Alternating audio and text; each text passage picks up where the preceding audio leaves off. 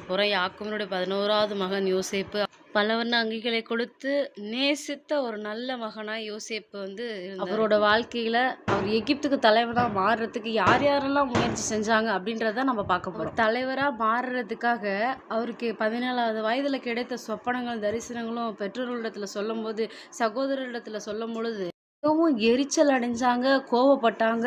அவனை வித்துறணும், எகிப்துக்கே வித்துட்டாங்க. கிட்ட போய் சொல்றாங்க, உம்முடைய மகனை ஏதோ ஒரு மிருகம் சாகடிச்சிருச்சு, கொன்றுச்சு, அவன் இறந்துட்டான் அப்படின்னு சொல்றாங்க. அங்கே எகிப்துக்கு போனால் அங்கே போத்திபார் யோசேப்புடைய நல்ல குணங்களை பார்த்து தன்னுடைய எல்லாவற்றிற்கும் எஜமானா அதிகாரியாக வச்சுருந்தாரு. போத்திபாருடைய மனைவி நிமித்தமாக யோசேப்பு சிறையில் தள்ளப்படுகிற சூழ்நிலை உருவாகுது. முதலாவதாக 12 பேர் இருந்தும் யோசேப்பை தகப்ப நேசித்தார். அப்புறம் சகோதரர்கள்லாம் சொப்பத்து நிமித்தம் அவனை யோசேப்பை வெறுத்தாங்க. போத்திபாருடைய மனைவி நிமித்தம் வந்த சோதனை, சிறைச்சாலையில் அவங்க 2 பேர்த்துக்கு அர்த்தம் சொன்னது, அதனால யோசேப்பை அவங்க மறந்து போனது, ராஜாவுக்கு புரியாத ஒரு சொப்பனம் பிறந்தது.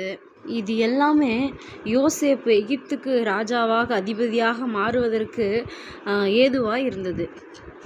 பார்த்தீங்களா, யோசேப்பு தன்னுடைய வாழ்க்கையில் இந்த ஆசீர்வாதத்தை, இந்த மேன்மையை பெற்றுக்கொள்வதற்கு எத்தனை பேர் முயற்சி பண்ணி